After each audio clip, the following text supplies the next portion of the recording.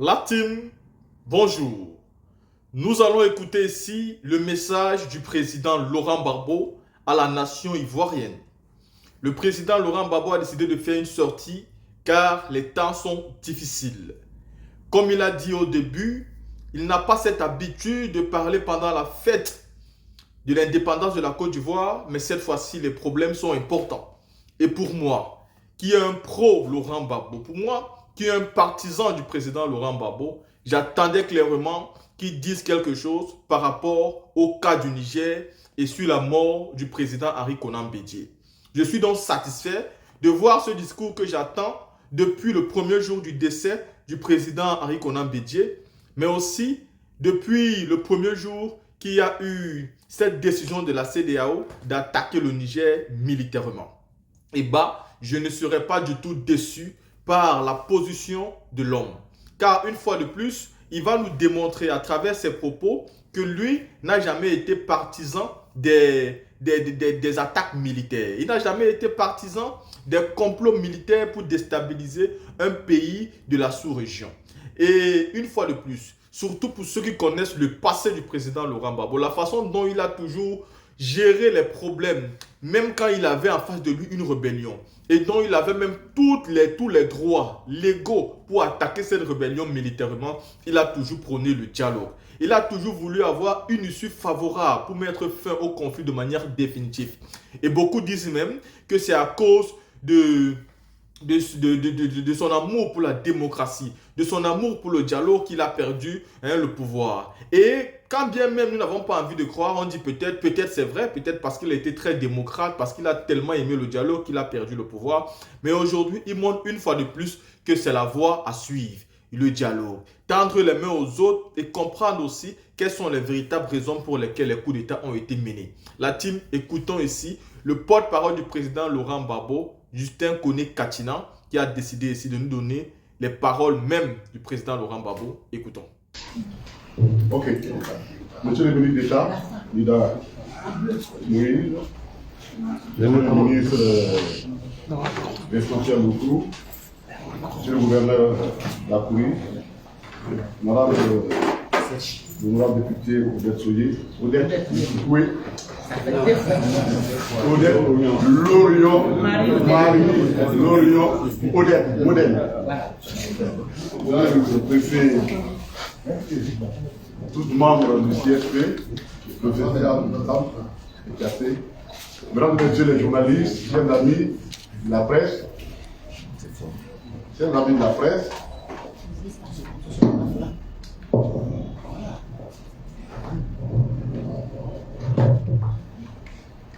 je vais vous livrer intégralement le message de son Excellence le président Laurent Gbagbo, ancien président de la République de Côte d'Ivoire et président du Parti des peuples africains Côte d'Ivoire. Mes chers compatriotes, mesdames et messieurs les journalistes, mesdames et messieurs qui nous écoutez à travers les divers canaux des médias sociaux, aujourd'hui, notre pays célèbre le 63e anniversaire de son accession à la souveraineté. Depuis mon départ du pouvoir, guidé en cela par mon respect pour les valeurs républicaines, j'ai toujours refusé de m'adresser à la nation. En effet, je juge qu'il appartient au président en exercice de s'adresser à la nation le jour de l'indépendance, quitte à ce que son message soit critiqué par la suite par l'opposition. Cependant, le contexte dans lequel se célèbre le 63e anniversaire de l'indépendance de notre pays m'oblige à déroger à cette règle que je m'étais imposée. En effet, deux faits majeurs déterminent le contexte de la journée marquant la célébration de notre indépendance. Il s'agit du décès du président Henri Konan Bédié et de la situation très critique au Niger. Le 1er août dernier, le président Henri Konan Bédié, ancien président de la République de Côte d'Ivoire et président du PDCI-RDA, est décédé de façon brutale. La soudaineté de son décès continue d'émouvoir sans distinction toute la population ivoirienne. Comme je l'ai déjà fait, d'abord dans un communiqué que j'ai fait publier à l'annonce de cette triste nouvelle, puis lors de la visite de compassion que j'ai rendue au domicile de mon aîné, je renouvelle mes condoléances les plus émues à Mme Henriette Konan Bédié, aux enfants Bédié, à la grande famille Bédié et alliés, aux militantes et militants du PDC-RDA et à l'ensemble de la nation ivoirienne. J'en profite pour saluer à leur juste valeur les mesures prises par le président de la République en l'honneur de la mémoire de l'illustre disparu. En effet, l'observation de 10 jours de deuil national et l'annulation des festivités marquant le 63e anniversaire de l'indépendance de notre pays et de bien d'autres activités conviennent à la circonstance du moment. Le président Henri Konan Bédié a été un homme politique de premier plan qui a marqué la vie de la nation. Il mérite la reconnaissance de celle-ci et je me félicite que le président de la République ait donné corps à cette reconnaissance. Cependant, je regrette que le président de la République n'en ait pas profité pour satisfaire l'une des demandes maintes fois formulées de son vivant par le président Henri Konan Bédié, à savoir la création d'un contexte favorable pour solder définitivement le passif des 2 dernières décennies marquées par de graves crises politiques. Il est de notoriété que le président Henri Konan Bédié a régulièrement demandé la libération des prisonniers de la crise post-électorale de 2011 et ceux de la crise du 3e mandat, partageant totalement mon opinion sur cette question. Il convient de rappeler qu'à ce jour, 9 membres des forces de défense et de sécurité qui ont défendu la République en 2011 sont encore en prison, 12 ans après la fin de la crise post-électorale. Ce sont, pour l'armée de l'air, l'armée de terre, Dogo Blé Bruno, Abi Jean, Oukou Modi Léopold, Nyotoa Kate Paulin, Kipré Yagba, To Ferdinand. Pour la marine nationale, Ourigou Bawa Félicien.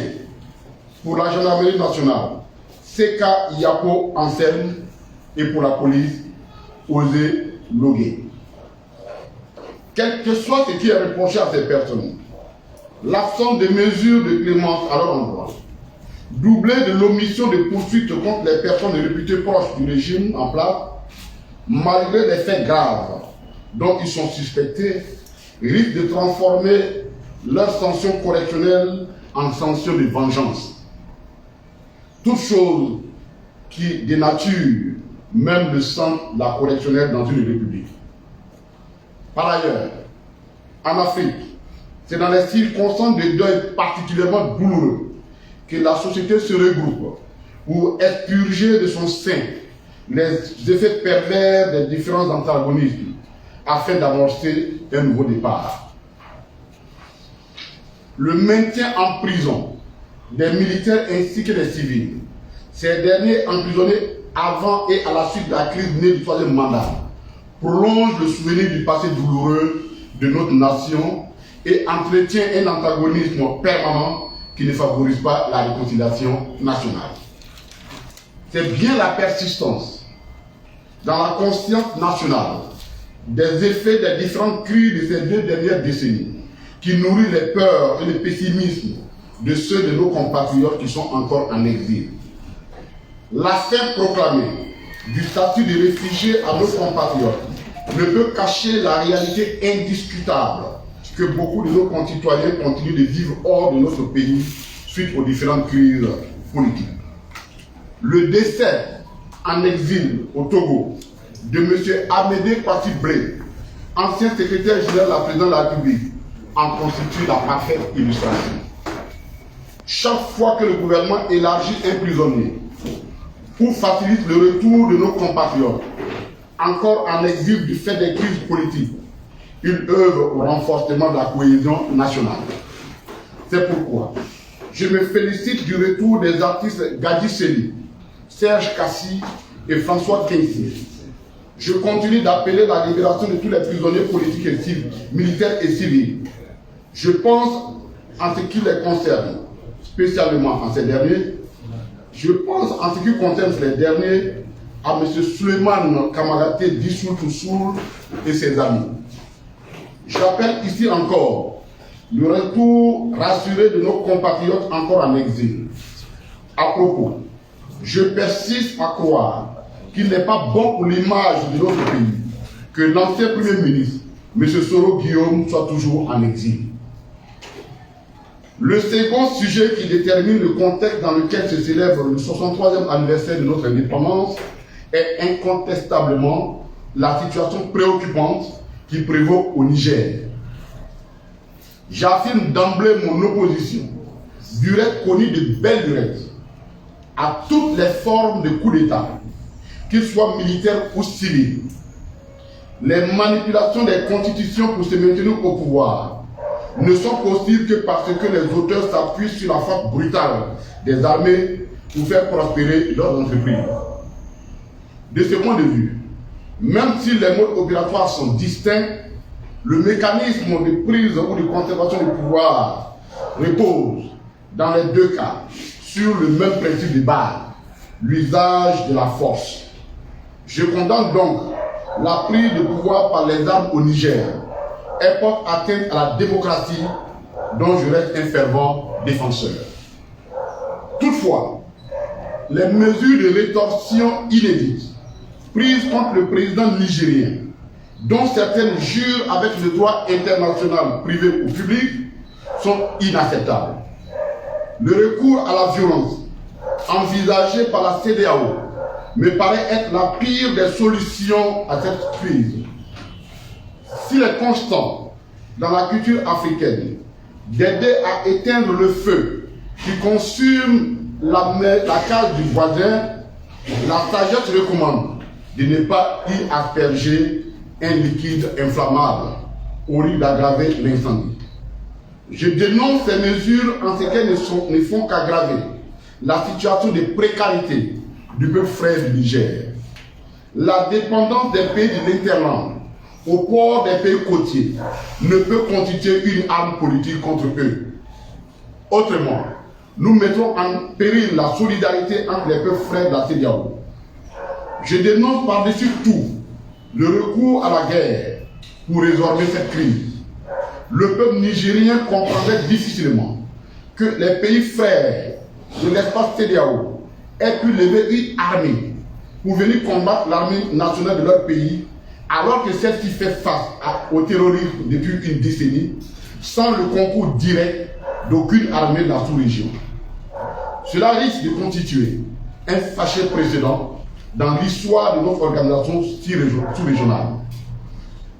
Les divergences notables qui se dégagent entre les différents États membres de la CEDEAO sur cette question constituent en elles-mêmes la plus grande menace contre la survie de celle-ci, en parlant de la CEDEAO.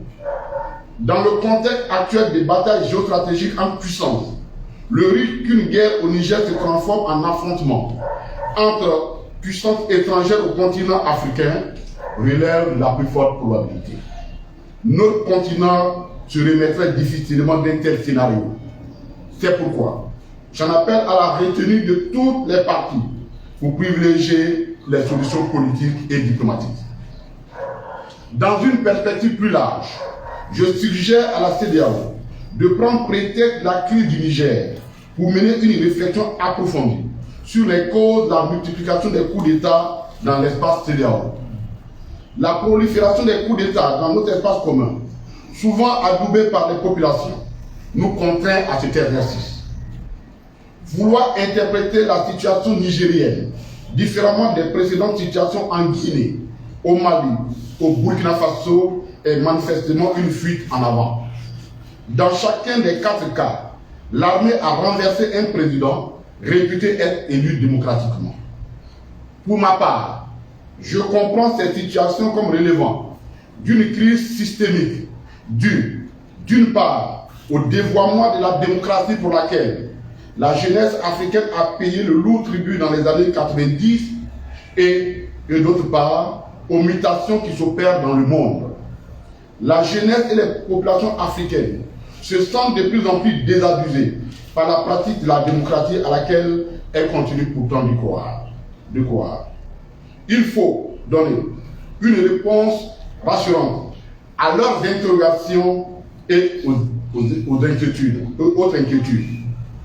Cette réponse ne peut en aucun cas relever de la violence.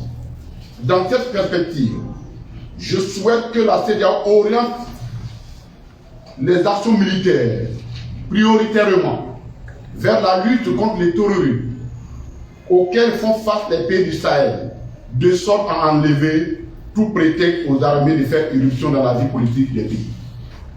Au niveau de la Côte d'Ivoire, qui fait partie des puissances sous-régionales, le recours systématique à la violence pour régler les problèmes politiques tranche avec la tradition diplomatique ivoirienne depuis l'indépendance de la Côte d'Ivoire, fondée sur le dialogue permanent. Notre pays doit garder cette posture qui, naguère, lui a permis de résoudre les contradictions les plus difficiles en interne comme dans les pays frères. Je relève par ailleurs que dans certains pays, l'option militaire envisagée par la CEDEAO est discutée au niveau des parlements. J'en appelle à l'esprit républicain du gouvernement ivoirien à l'effet de convoquer un débat national sur un éventuel envoi des troupes ivoiriennes pour combattre l'armée nigérienne. L'expérience douloureuse de nos soldats emprisonnés au Mali est encore fraîche dans la mémoire collective de nos compatriotes. Que Dieu accorde de bons discernements à nous tous. Très bonne fête de l'indépendance, signé Laurent Gbagbo, ancien président de la République et président du PPAC. Je vous remercie.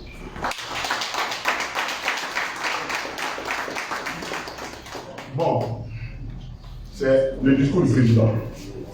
Mais il m'a autorisé, s'il y a des points d'ombre, uniquement à dire ce message. Si vous voulez des éclaircissements, je pourrais vous répondre. Uniquement par rapport à son message. Pas d'autre sujet en dehors de son message. Après avoir écouté ici, chacun d'entre nous peut décider de suivre cela comme il veut. Moi, je comprends une seule chose, c'est que le président Laurent Gbagbo demande à la CEDEAO et à la Côte d'Ivoire en particulier de prendre une décision unilatérale, de constituer une armée pour pouvoir partir défendre les pays du Sahel qui sont attaqués par les terroristes. Parce que quand vous regardez les coups d'État, les armées là-bas ont comme prétexte de coup d'État, ils disent que leurs pays sont attaqués par les terroristes et que le gouvernement en place n'a pas les capacités d'assurer une sécurité véritable des populations.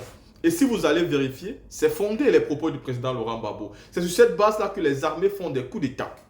Même si par derrière, il y a des décisions fortes qui sont prises. Mais si le président Laurent Gbagbo relève que les peuples sont heureux des coups d'État, la majorité des peuples sort et manifestent leur amour par rapport à ces coups d'État. Et donc, la question qu'il faut se poser aujourd'hui est tout simplement si les régimes qui ont été renversés étaient même d'abord légitimes. Est-ce que ces régimes n'avaient pas tripatouillé les constitutions pour venir au pouvoir? Est-ce que ces régimes n'avaient pas traficoté les constitutions pour venir au pouvoir? Et dès lors où vous posez ces différentes questions-là, vous avez votre réponse qui est totalement positive, que oui, ces gens-là avaient tripatouillé la constitution. Voilà la raison pour laquelle ils ont mis autant de temps au pouvoir. Et donc, le peuple ne voulait plus d'eux, parce qu'en plus d'avoir tripatouillé la constitution, ils ne pouvaient même pas assurer la sécurité du peuple. Et donc les coups d'État là viennent au bon moment. Et voilà pourquoi ces coups d'État, quand bien même le président n'est pas un pro des coups d'État, sous quelque forme que ce soit, ça veut dire que ce soit civil, comme M. Alassane Dramane Ouattara, Alpha Condé en Guinée, que ce soit militaire, comme ce qu'on connaît aujourd'hui dans la sous-région.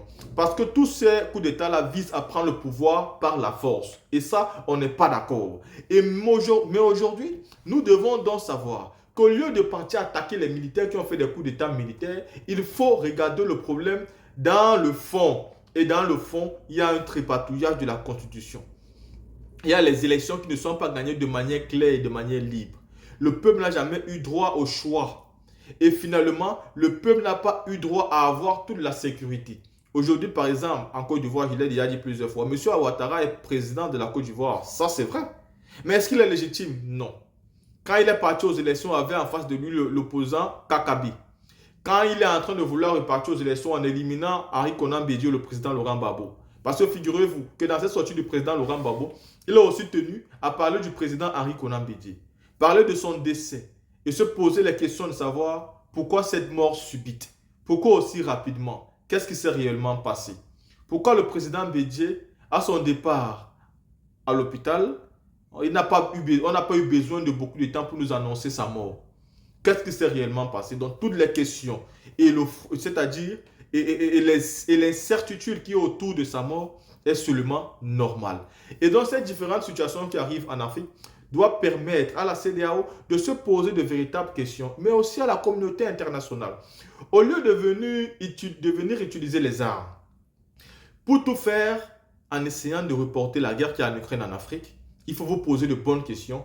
Si vous avez donc des bonnes réponses, c'est à ce moment-là seulement que vous allez décider de pouvoir constituer des armées pour aller défendre ces pays-là, mais au Sahel. Parce que eux, ils sont en train de subir des pertes en vies humaines suite à l'attaque des terroristes, des djihadistes. C'est par là-bas où vous devez commencer par mener votre combat. Si vous n'êtes pas capable de mener le combat là-bas, vous ne pouvez donc pas venir prendre aujourd'hui une armée et partir attaquer l'armée nigérienne en espérant qu'un jour le peuple nigérien pourra vous pardonner cela. Parce qu'aucun peuple, aucun n'acceptera que la CEDEAO constitue une armée pour aller attaquer son pays. Je suis fier de ce discours du président Laurent Gbagbo parce qu'on dit chez nous que qui ne dit rien consent. Et parler aujourd'hui, c'est de démontrer sa position et où il se situe. Merci pour cette sortie du président Laurent Gbagbo. La team partagez massivement pour informer tout le monde.